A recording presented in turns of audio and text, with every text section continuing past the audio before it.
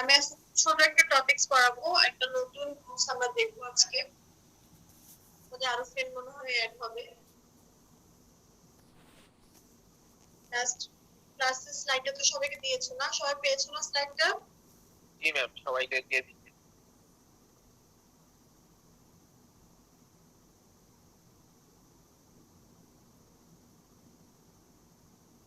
দেখো আজকে খুব ছোট বাট ইম্পর্টেন্ট কোর্স দেখাবো। আমরা প্রতিদিন ক্লাসের হোমওয়ার্ক গুলো করে ফেলি, তাহলে কিন্তু পরে দিয়ে অনেক প্রেশার পড়ে যাবে। দেখো, to find the solution of a differential equation by method of operational factor. আগের রুলস গুলোর মতো এখানেও একই কথাই বলবো। যদি উল্লেখ করা থাকে যে solve the equation by the method of operational factor, তখন এই রুলসটাই ফলো করতে হবে। আদারওয়াইজ তুমি যদি অন্য মেথডও পারো করতে পারো। অপারেটর কি? যে d by dx এটাকে আমরা অপারেটর বলি, তাই না? এখানে দেখো, এখানে বলতেছি যদি একটা ইকুয়েশন যদি এভাবে থাকে, আমি ইকুয়েশন যেখানে পি কিউ আর এগুলো হচ্ছে কি এক্স এর যদি ফাংশন হয়ে থাকে, তখন আমি ডি বাই ডি এক্স এর জায়গায় আমি ক্যাপিটাল ডি ও লিখতে পারি। আমরা এগুলো আগে থেকে জানি। তখন আমি শুধুমাত্র এই বাম পাশে এটাকে ফ্যাক্টরাইজ বা মিডল ফ্যাক্টর যেটাই বলি ওটা করে আমি দুইবার লিনিয়ার অপারেটর ইউজ করে ওয়াই এর মানটা বের করে নিই। এটাই হচ্ছে আমার অপারেটর ইউজ করে ইকুয়েশন সলভ করা যায়। এটা এমনি দেখো, এগুলো আগে দেখো, এক নম্বর অঙ্কটা দেখো, এই ফর্মেটে দেওয়া আছে যে সলভ। এরকম দেওয়া থাকে, যদি এটা অন্য ফর্মেটে তুমি করতে চাও অন্য ফর্মেটেও করতে পারবা। আর যদি লেখা থাকে যে বাই ইউজিং অপারেশনাল ফ্যাক্টর, তখন তোমাকে এইটাতেই করতে হবে। দেখো যেটা বললাম, এটা y ডাবল প্রাইম মানে কি d square y by dx square, y prime মানে হচ্ছে dy বাই dx, এগুলো তোমরা জানো। এখানে জাস্ট আমরা কি করছি, এই d বাই dx এর জায়গায় ক্যাপিটাল D লিখছি। এগুলো তোমরা হয়তো আগে লিখছো, আমরাও লিখছি। তারপর লেখা যায় writing capital D for d by dx। তখন ইকুয়েশনে কি লেখা যায়? ইকুয়েশনে কি এরকম লেখা যায় না? দেখো তো, জাস্ট y-টাকে রেখে শুধুমাত্র d বাই dx কে আমি ক্যাপিটাল D লিখলে কি এরকম লেখা যায়? যদি লেখা গিয়ে থাকে, এবার আমি বলছি আমি শুধুমাত্র কাজ কি করবো, এই পাশে এটাকে ফ্যাক্টরাইজ করবো। মানে ফ্যাক্টরাইজ মানে হচ্ছে, দেখো না কি করছে, কিছুই না, বুঝছে করে কমন নিছে, মিলিটন ফ্যাক্টরও নাই, কমন নিয়ে দেখো। ওয়াই ডাবল প্রাইমের আগে তো এক্স ছিল না। আচ্ছা, এটা প্রিন্টিং মিস্টেক, এখানে একটা এক্স দিয়ে দিই, এক্সটা এক্স হবে। ইন্ডিয়ান বইগুলোতে প্রচুর প্রিন্টিং মিস্টেক থাকে। দেখো এখন এই লাইনগুলো বুঝা যায় না? এই যে কমন নিল X T plus one T minus one আসলে একটু তো বুঝা যায় মনে হয়, তাই না? এটা 2 নাম্বার ইকুয়েশন। এখন যেটা ইম্পর্টেন্ট সেটা হচ্ছে, এটা দুইটা আমি ফ্যাক্টর পেলাম, দুইটা আমি আলাদা আলাদা রাশি পেলাম, এখানে কোনটা আগে হবে কোনটা পরে হবে, মানে এক্স টি প্লাস ওয়ানটা ফার্স্টে বসবে নাকি টি মাইনাস ওয়ানটা ফার্স্টে বসবে, এটা একটু আমাকে পরীক্ষা করে নিতে। এখানে দেখো, এটা পরীক্ষাটা নিচে করলাম, if we take the other order, যদি আমরা অন্যভাবে নিই, মানে আগের থেকে পরে পরেরটাকে আগে করে নিই, তাহলে কিরকম হয়? দেখো তাহলে g minus 1 xt plus 1 টা কিরকম হয়? প্রথমে দেখো মাল্টিপ্লিকেশন করলো, এটা তো বোঝা যাচ্ছে। এটা মানে কি d মানে ডিফারেন্সিয়েশন d বাই dx। তাহলে এই xt plus 1 টাকে x এর সাপেক্ষে ডিফারেন্সিয়েশন করো তো কি পাবা? আমি x কে কনস্ট্যান্ট রেখে t কে করি, তাহলে কি হয় x t স্কয়ার। t কে কনস্ট্যান্ট রেখে x কে ডিফারেন্সিয়েশন করি, তাহলে কি হবে 1 ইনটু t। আর এরপরে যদি আমি, বুঝা যাচ্ছে আমার কথাগুলো? দেখো তো এরকম আসে না এটা? এরপর যদি আমি টি আর ওয়ান যদি কি করে গুণ করি, তাহলে আমার কি মানে মাল্টিপ্লিকেশন কি হবে, টি হবে। এখানে এক্স ছিল দেখে আমি এটাকে এক্স টি কে আমি এক্স এর সাপেক্ষে ডিফারেন্সিয়েশন করেছি। যেহেতু এখানে এক্স নেই, শুধুমাত্র ওয়ান, এটা গুণ হয়ে গিয়েছে, টি এর সাথে জাস্ট গুণ হয়ে প্লাস টি বসছে। আর এখানে তো কিছুই নাই, জাস্ট ব্র্যাকেটটা তুলে দিয়ে মাইনাস। দেখো তো এটা কাটাকাটি গিয়ে কি থাকে, কাটাকাটি কি যায়? যায় না, যায় না। যোগ করে কি হয় ডি আসে টুয়াইস ডি, তাহলে এইটা আর এটা কি সমান? এটা কি সমান হচ্ছে তো দেখো তো তোমরা, এখানে আছে কি এক্স ডি স্কয়ার, এখানে এক্স ডি স্কয়ার আছে, এখানে আছে প্লাস ডি, এখানে হয়ে যাচ্ছে কি প্লাস টুয়াইস ডি, এখানে আছে মাইনাস এক্স ডি, এখানে মাইনাস এক্স ডি আছে, এখানে মাইনাস ওয়ান, এখানে মাইনাস ওয়ান, মানে একটা ডি এখানে কি হয়ে যাচ্ছে বেশি হয়ে যাচ্ছে। তার মানে কি এটা এই অর্ডারটা কি না আমার ঠিক না, তার মানে এই অর্ডারটাই আমার ঠিক। যদি অর্ডারটা ঠিক না তাহলে কি লিখবো, which is different from left hand side of 2, যেটা দুই নং ইকুয়েশনে এটা থেকে ভিন্ন, যেটা আমরা দেখলাম একটা ডি এখানে বেশি। So the order 2 is correct. যদি কোনো কারণে এটা সমান চলে আসতো তাহলে আমি বলবো যে এই অর্ডারটা যেহেতু এটা same, which is same of left hand side of equation 2, so the order is correct। ঠিক আছে, যেহেতু এটা সমান আসে নাই সেটা আমি বলবো না এটা ঠিক না, আমার 2 নম্বর অর্ডারটাই কারেক্ট, তার মানে আমি ইকুয়েশনটাকে এটাই ধরে নিব। সুতরাং ইকুয়েশন 1টা হবে এই অর্ডারটা ইউজ করে বসিয়ে দিয়ে জায়গায়। তাহলে যদি বসিয়ে দিই আমি এটা পাবো না, xt plus 1 d minus 1 ব্র্যাকেটের বাইরে আছে y সমান e to the power x। এতটুকু পর্যন্ত কি বোঝা যাচ্ছে? দেখো তো প্রথম থেকে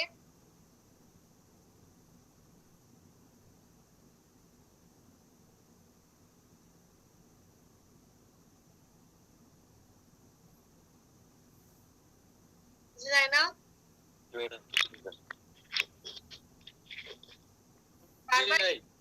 এতটুকুটা কিন্তু ভালো ইম্পর্টেন্ট, অনেক সময় আমাদের এখানে ভুল হয়েছে, আমরা অর্ডারটা ঠিক করতে ভুল করে ফেলি। যদি এতটুকু ঠিক করে মানে বুঝে থাকো, এরপরে এগুলো ইজি। এরপরে যেহেতু এখানে দুইবার আমি একটু সলভ করে নিব, আমি লাস্ট পার্টটাকে ধরে নিই d minus 1 y equal to 3 এটা ধরে নিলাম। দুইবার একসাথে দুইটা করাটা একটু টাফ, আমি ধরে নিলাম, ইজি করে নিলাম। তাহলে 3 নাম্বারটা এরকম আসে না, x d যে কথা dx ও একই কথা, তাহলে কি সমান v is equal to ex। এবার আমি এটাকে কি করব, ডিফারেন্সিয়েশন করব। দেখো এটাকে লিনিয়ার ইকুয়েশন না, এটা দেখো এটা লিনিয়ার ইকুয়েশন, আর লিনিয়ার ইকুয়েশন গুলো কিভাবে সলভ করে জাস্ট এটাকে সলভ, এটাকে আমি ইজি করে নিলাম x dv by dx, যেটাকে v চলে আসছে তখন dv by dx plus v is equal to ex। এটা লিনিয়ার ইকুয়েশন, আমি প্রথমে এটাকে ফ্রি করে নিলাম, dv by dx টাকে কোএফিশিয়েন্ট ফ্রি করে নিলে এরকম আসে, which is a linear equation। তাহলে এখানে আমি কিভাবে করতে পারি, আমি ইন্টিগ্রেটিং ফ্যাক্টর বের করতে পারি। তোমরা সেকেন্ড ইয়ারে ইন্টিগ্রেটিং ফ্যাক্টর অঙ্ক করছো না? জি ম্যাম করছি। তাহলে আমাকে বলতে হচ্ছে না, ইন্টিগ্রেটিং ফ্যাক্টর কি বের করবে, যে v এর কোএফিশিয়েন্টটা e to the power integration of এটা থেকে বের করে নাও, এটা থেকে কি আসবে x, তাহলে তোমরা পারো তোমরা। তাহলে সলিউশন কি রকম হবে, v into x is equal to এর পাশে যেটা থাকবে integration of x into 1 by x e to the power x dx plus constant। বুঝা যাচ্ছে? মনে পড়তেছে ইন্টিগ্রেটিং ফ্যাক্টর অঙ্কগুলো? জি ম্যাম। তারপরে দেখো, তারপরে কিন্তু ক্যালকুলেশন, এখানে vx আছে যেহেতু আমি এখানে ক্যালকুলেশন করে এটাকে x আর x কাটাকাটি চলে যায়, e to the power x কে কি করলে ইন্টিগ্রেশন করলে e to the power x এ থাকবে, এর পাশে x টাকে এদিকে নিয়ে আনো তাহলে এরকম আসবে, তাই না? যদি এরকম আসে থাকে, এবার আমি কি করবো, আমি তো ধরছিলাম ওখানে এটা বের হলো কি v এর মান, এবার আমি v এর মানটা 4 নাম্বার ইকুয়েশনে বসাবো। আমার এই যে 4 নাম্বার ইকুয়েশন ধরছিলাম v, আমি এখানে বসিয়ে দিচ্ছি এই v এর মানটা। তারপরে কি হবে, d minus 1 into y is equal to এই যে নতুন করে v এর মানটা বের করলাম, ঠিক আছে? তাহলে এইটা কি, এরপর এটাকে আবার দেখো dy by dx minus y এত, এটা আবার কি, এটা আবার লিনিয়ার ইকুয়েশন, আবার আমি এটা ইন্টিগ্রেটিং ফ্যাক্টর বের করি, এখানে dy by dx টা ফ্রেশ মানে আছে অলরেডি, সো এটাকে আর কিছু করতে হচ্ছে না। আমি যে এটা just e to the power minus x differentiation করলে এটা আসতেছে আগের মতই, আমি গুণ করবো, সূত্র ইউজ করবো, ইন্টিগ্রেশন করবো, আমার আনসার চলে আসবে, ঠিক আছে?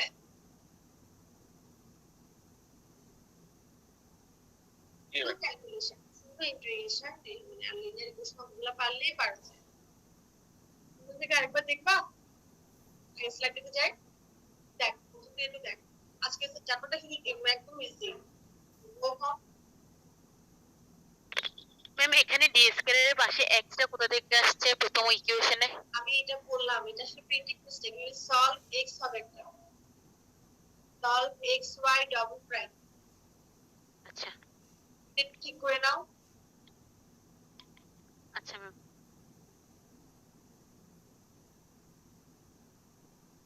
ম্যাম আমরা যে এখানে আরেকটা অর্ডার নিছি এটা যদি ঠিক হতো তাহলে কি করতাম? তাহলে আমি এই অর্ডারটাই নিতাম, তাহলে ধরতে হবে যে আমার অর্ডারটা ভুল ছিল। হয় এটা হবে, না হয় এটা হবে। আমার যদি এখানে ইকুয়াল চলে আসতো তখন আমি লিখতাম আর কি which is same of left hand side of 2 so the order is correct, তখন আমি অর্ডার ধরে নিতাম।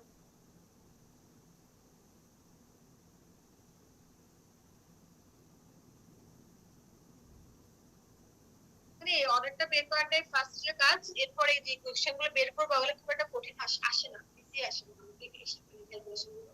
জাস্ট এরপরে তোমার যদি ক্যালকুলেশনে কোনো ভুল না হয় এটা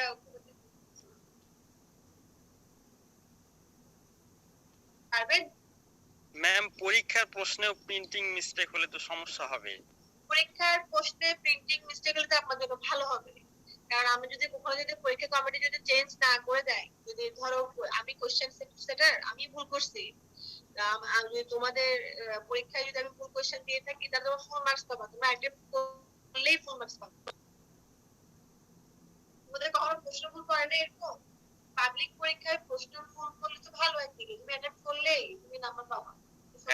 কিন্তু এগুলাতে সময় নষ্ট হয় তো এই সেকেন্ডের করে দেয় ম্যাম। প্রশ্ন সেটারও ইচ্ছা করে কখনো প্রশ্ন ভুল দেয় না, আর তোমরাও তো আর বুঝবে না, হয়ে থাকে হ্যাঁ। অনেক সময়। সেটা ইচ্ছা করে ভুল করে না মানুষ। ম্যাম ভুল থাকলে চেঞ্জ করে দেয়। যদি তোমার প্রিন্টিং টাইপিং মিস্টেক হয় তখন চেঞ্জ করে দিবে। ধরো আমি লিখছি xt স্কয়ার, কিন্তু ধরো তোমার একজন টিচার এটা টাইপ করতে গেছেন, উনি কোনো কারণে ভুল করে ফেলছেন, তখন উনি পারবে এটা কারেক্ট করে দিতে। কিন্তু যদি ওনার মেইন কোশ্চেন বের করার পর দেখেন না আমি ভুল লিখছি সামহাউ, তখন উনি এটা চেঞ্জ করতে পারবেন না। উনি চেঞ্জ করতে গেলে উনি কোশ্চেনের সম্মুখীন হবে। তোমাদের সেকেন্ড ইয়ার পরীক্ষা যে কাজটা আমি করে ফেলছিলাম তোমাদের সাথে, আমাদের মনে হয় লিনিয়ার যে প্রশ্ন কালেকশন করে দিয়েছিলাম, আমি জানতাম না ইংলিশটা। এটা নিয়ে প্রচুর প্রচুর পরীক্ষা কমিটিকে ভোগান্তি করতেছিলাম, আমি পরীক্ষা কমিটি ছিলাম, আমাকে প্রচুর কোশ্চেন আনসার দিতে হয়েছে। এটা করা যায় না, এটা আমার ভুল ছিল। ম্যাম এই ম্যাথটা থেকে আমাদের মার্কস দিছিল লিনিয়ার অ্যালজেব্রাতে। জি, ওখানে আপনারা সবাই ফুল মার্কস পাইছেন, খাতা আমি কাটছি তো বুঝে সবাই ফুল মার্কস মার্কস পাওয়ার পর আপনাদের রেজাল্টে এই ভালো দশা ছিল। তো দেখেন যারাই অ্যাটেম্প করছেন, যারাই প্রসিডিউর ঠিক করছেন, একদম তারাই পার্সেন্ট। আমি যে সিনিয়র অফিসারকে কোশ্চেন যাই না, স্যারও খুব সহজে বুঝছেন, তাহলে তোমাদের মার্কস আর কম। দেখো এটা এটা পারা যাবে। তাহলে আমরা আরেকটা অঙ্ক দেখি, সেম রুলস, এখানে আর কোনো জমি কিছু নেই। দেখো এটা সলভ করতে বলে, তাহলে আগের মতোই স্কয়ার ওয়াইটাকে বাইরে রাখলাম, এরপর এটাকে ফ্যাক্টরাইজ করলাম, ফ্যাক্টরাইজ করার পরে দেখো কি আসে, একটা আসতেছে। তাইলে এটা আরেকবার ওই অঙ্কটার মতো, ঠিক আছে, b + 1 xt - 2 করে ট্রাই করে দেখতে পারো। এই স্টেপটা কমিট করে নাই, কনফিডেন্ট মানে এই মেথডটা করার সময় এটাই ধরে করছে। সবচেয়ে ভালো হয় ট্রাই করে দেখলে। অনেক সময় দেখা যায় যদি আমি ভুল অর্ডারে অঙ্ক করে ফেলি, অনেক সময় এখানে গিয়ে আমার কমপ্লেক্সিটি দেখা যায় বা দেখা যায় কোশ্চেনটা হচ্ছে না, যাতে একেবারে এখান থেকে করে যাওয়াটাই প্রয়োজন। এই স্টেপে করে নাই, এরপরে y = x বলে 5টা ছিল দেখে আমি দেখাইলাম এরকম লিখলো, তারপর আগের মতোই সেকেন্ড লাস্ট পার্টটাকে ফ্রি ধরলো, এটাকে বসালো, কি লেখা যায় x dx minus twice এটা সব, তারপর এটাকে x টাকে আমি ডিভাইড করব। এখানে অন্য অর্ডার ধরে আবার চেক করি নাই যে এই যে বললাম না, তুমি বুঝতেছো যে তুমি করতে করতে যখন অভিজ্ঞ হয়ে যাবা তখন তুমি বুঝে যাবা যে ঠিক আছে অর্ডারটা ঠিক আছে। বাকি বলে এটা চেক করে না, ওটা ভালো, তুমি চেক করে দেখো না, খাতাকে চেক করে দেখতে পারো, চেক করে দেখো কিরকম আসে d + 1 xt - 2 টা কি শুধু xt টাই হবে, ডিফারেন্সিয়েশন শুধু xt হবে। এগুলো ডিফারেন্সিয়েট করা কি হবে, x xt স্কয়ার তারপর প্লাস t, একটা বেশি হবে প্লাস t - 2t কাটাকাটি থাকবে মাইনাস t একটা ডি কম থাকবে।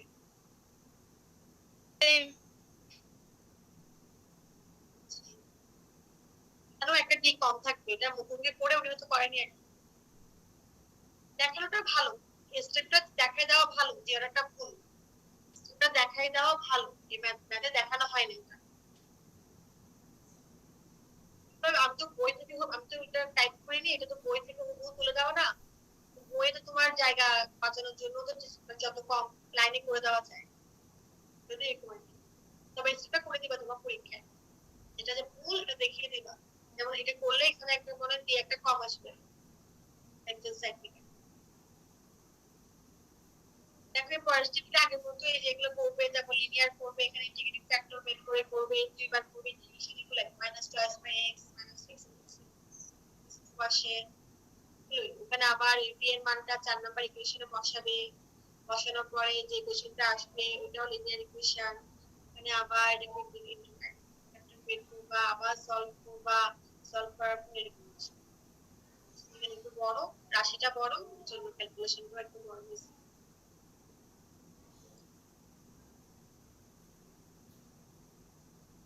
আমার কথা এই অঙ্কগুলো, অন্য অঙ্কগুলো কি হয়, অন্য রুলসগুলোতে একটু দেখা যায় ফার্স্ট অঙ্কটা একটু ইজি হয়, সেকেন্ড অঙ্কটা একটু টাফ হয়, এই মেথডটার ক্ষেত্রে ওই জিনিসটা নাই। এখানে একটাই রুলস, তুমি বের করবা, অর্ডারটা বের করবা, ম্যাক্সিমাম টাইমে অর্ডার, ম্যাক্সিমাম টাইম না অর্ডারটা এরকমই হবে, মানে যেটার সাথে যেটা এক্স বা যেটাই থাক না কেন, ডি স্কয়ার বা এক্স স্কয়ারের ক্ষেত্রে এক্স ফ্রি থাকবে, সেটা পরে হবে। আর দেখা যায় এটাকে সামনে আনলে একটা ফ্যাক্টর বেড়ে যায় বা কমে যায়। তুমি 4টা অঙ্ক করে দেখলে তুমি নিজে বুঝে যাবা কোনটা কারেক্ট অর্ডার। তবে পরীক্ষার হলে সময় থাকবে, ওই স্টেপটা করে দেওয়া ভালো যে ওই অর্ডারটা ভুল। আমি র্যান্ডমলি ধরে নিয়ে নাই, আমি জানি অর্ডারটা ঠিক, আমি এই জন্য এটা করতেছি, সেটাকে বোঝানোটা দরকার। ম্যাম অন্য অর্ডার ধরার ব্যাপারটা যদি ফার্স্ট মেটা আর একটু ভালোভাবে বুঝে দিতেন একটু নড়াটা মানে এটা কি তোমার এই যে এইভাবে আসছে না, আমি ফ্যাক্টরাইজটা আমি এভাবে লিখছি না, আমি তো চাইলে উল্টাও লিখতে পারতাম, এভাবে লিখতে পারতাম না। তো যদি এভাবে আসে, মানে আমি এ বি না লিখে যদি আমি বি এ লিখি তাহলে কি ভুল এটা দেখাই দেবো আর কি। আমি এটা লিখলাম d - 1 xt + 1, এটা লিখলাম, তো এটা এভাবে লেখা যায় না, d * xt + 1 মাইনাস, জাস্ট ভেঙে দিলাম আর কি। এটা ভাঙার পরে এখানে যেহেতু x d আছে, শুধুমাত্র এটাই ডিফারেন্সিয়েশন হবে ইউভি মেথডে আর কি। একবার যদি x কে কনস্ট্যান্ট রাখো, d কে করলে কি হবে, d স্কয়ার। আর যদি d কে কনস্ট্যান্ট রাখো, x কে করলে কি পাবা, 1। এরপর আছে +1, এখানে তো x নাই, শুধু এখানে ডিফারেন্সিয়েট করার কিছু করবা না, এটা plus d minus xd, just ব্র্যাকেটটা তুলে দিলে যাওয়া হয় প্লাস মাইনাস মাইনাস। এটা করে দেখো, এটা করলে কি হচ্ছে, এখানে একটা d বেশি আসছে দেখছিলাম আমরা, এখানে xd স্কয়ার আছে, এখানেও xd স্কয়ার আছে, এখানে যদি ব্র্যাকেট তুলে দিই প্লাস d, এখানে d d যোগ করলে কি হবে, টুয়াইস d, একটা বেশি, মাইনাস xd -1 -1 সবই ঠিক আছে, কিন্তু এখানে একটা d বেশি আসছে, তার মানে এটা কি, এটার সাথে লেফট হ্যান্ড সাইডের সাথে এটা মিলতেছে না, সুতরাং এটা হবে না, সুতরাং এই অর্ডারটাই কারেক্ট। বেশিরভাগ সময় এটা মানে যেটা ফ্রি থাকবে সেটাই পরে হবে, যদি দুইটাতে এক্স থেকে কোনো কারণে, তখন আবার করে দেখাটা জরুরি। অঙ্কগুলো ইজি হয়, ওগুলো খুব একটা জটিল করে দেয় না, ওগুলো সবসময় সিম্পলি, মানে simple rule, simple integrating factor, এই টাইপের অঙ্কগুলাই আসে। এখানে যদি আমি ক্যালকুলেশন করি, আমার মনে হচ্ছে এখানে লেফট হ্যান্ড সাইড থেকে একটা ঠিক কম আসবে, মাইনাস টুয়াইস ডি, তো মাইনাস টুয়াইস ডি, আবার এখান থেকে আমি একটা কি পাবো, এখান থেকে ডিফারেন্সিয়েট করলে আমি একটা প্লাস এক্স পাবো, প্লাস ডি পাবো, তো প্লাস ডি মাইনাস ডি হয়ে যাবে, এখানে কি মাইনাস টুয়াইস ডি ছিল। সুতরাং যদি আমি উল্টা অর্ডার ধরি, আমার এখানে একটা ডি কম আসবে, এই জন্যই ওই অর্ডারটা হবে না, এই অর্ডারটাই কারেক্ট পাবে, এই কথাগুলো লিখে দিতে হবে, সেটাই।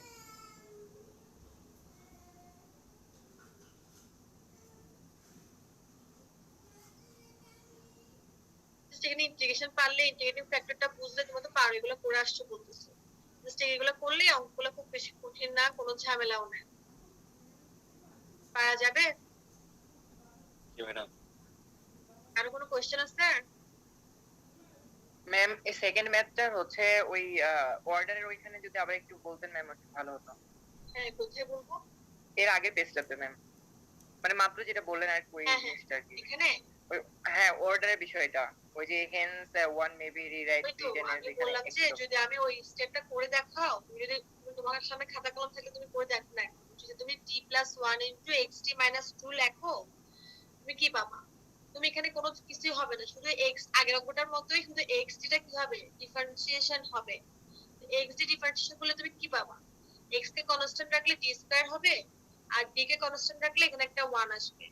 মানে আমার এখানে একটা টার্ম বাড়বে, সেটা কি, একটা d বাড়বে, একটা প্লাস d বাড়বে। তো এখান থেকে মাইনাস টুয়াইস d পাবো না, plus d minus twice d হয়ে যাবে মাইনাস d যোগ করে।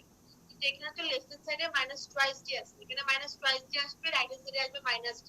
তাহলে এটা কি সমান হবে না? কিন্তু সমান হবে না, কথাটা বলছি আর কি। ম্যাম বুঝছি। এই কথাটা তোমার এখানে লেখে নাই, আমরা যদি স্পেস বাঁচানোর জন্য করে নাই, তুমি পরীক্ষায় করে দিবে। কারণ এটা না করলে হয়তো 1 মার্কস কেটে দিতে পারি টিচার, ভাবে তুমি এটা কিভাবে বুঝলা যে এটাই করে দেওয়াটা ভালো। সেফ, তুমি সেফ জোনে থাকো, তুমি করে দিবে। ওকে এটা ম্যাম। ভুল দেখে আমি এটা ধরছি না, এই অর্ডারটাই কারেক্ট, আমি এই অর্ডারটা বের করছি। এরপর দেখলো ক্যালকুলেশন দেখে নিবা। এই চ্যাপ্টারের সকল ম্যাথস গুলাই হচ্ছে একই রকম, মানে কোনোটা খুব একটা কমপ্লেক্স আসে না। জন্য আমি আর নতুন অঙ্ক দেখাই নাই, জাস্ট তোমরা এগুলো একটু প্র্যাকটিস করে নিবা। তুমি সবই বইয়ের অঙ্ক, এটা কি বইয়ের অঙ্ক? এই তো মানে এগুলাই হোমওয়ার্ক তোমাদের, এগুলাই হচ্ছে মনে হয় এক্সারসাইজ না এক্সাম্পল আউটিং বানাতে পারতেছি, কিন্তু দেখে নিবা, আনসারও দেওয়া আছে, জাস্ট করে দেখবা, করে মিলাই নিবা। আর তোমাদের যদি এসডব্লিউ তে কোনো প্রবলেম থাকে এগুলো নিয়ে, আমি যে মানে যেদিন অ্যাসাইনমেন্ট জমা দেওয়ার শেষ তারিখ যাবে এরপরে আমার সাথে কথা বলিও যে ম্যাম আমাদের এই অ্যাসাইনমেন্টের এই ম্যাথগুলো আমার প্রবলেম আছে। তাও বলছি শুধু বললে হবে না, তুমি যে খাতাটা করবা বা যেখানে প্র্যাকটিস করবা আমাকে স্ক্রিনশট দেখাবা যে আমি এখানে এই লাইন থেকে লাইনটা বুঝতেছি না বা একটুকু আসছে, এরপরে আমার হচ্ছে না, আমি তখন কথা বলবো। চেষ্টা করে দেখো পারো কি আমার কথা। হয়তো আমি পরীক্ষা নিতে পারবো না, টিউটোরিয়াল নিতে পারি কি না পারি, হয়তো এগুলো থেকে আমাদের মার্কস দিতে হবে, সেজন্যই আমি এই মুহূর্তে এগুলো নিয়ে ডিসকাস করতে চাচ্ছি। ঠিক আছে? Okay ma'am. আমি না এরপরে আজকে এটুকু শেষ করতেছি, বুঝছো? আজকে এগুলো করো, নেক্সট ক্লাসে আমরা স্টার্ম লিউবিলি প্রবলেম নিয়ে পড়বো। স্টার্ম লিউবিলি প্রবলেম কি তোমরা আর কোথাও পেয়েছো এর আগে? না ম্যাম। না ম্যাম। স্টার্ম লিউবিলি প্রবলেম নিয়ে পড়বো, ওইটা হলে ওই মানে আগামী ক্লাসে আমাদের ফার্স্ট চ্যাপ্টারটা শেষ হয়ে যাবে। ম্যাম এগুলো কোন মেথড? এগুলো কোন মেথড? এটা অর্ডিনারি ডিফারেনশিয়াল ইকুয়েশন আর কি। ডিফারেনশিয়াল ইকুয়েশন 3টা চ্যাপ্টার আছে তোমাদের সিলেবাসে, আগামীকাল ক্লাসে যদি নাও হয় তাহলে ফার্স্ট চ্যাপ্টারটা শেষ হবে, আমি 2টো চ্যাপ্টার থাকবে। অর্ডিনারি পার্ট হচ্ছে 30%, 70% হচ্ছে পার্শিয়াল। সিলেবাসটা বড়, দেখা যাক ইনশাআল্লাহ পারবো আমরা শেষ করতে। ঠিক আছে, আজকে ক্লাস নিয়ে আর কার কোনো কোশ্চেন আছে? No ma'am. তাহলে আল্লাহ হাফেজ, সবাই ভালো থাকবেন। ওকে ম্যাম, আসসালামু আলাইকুম। আসসালামু আলাইকুম।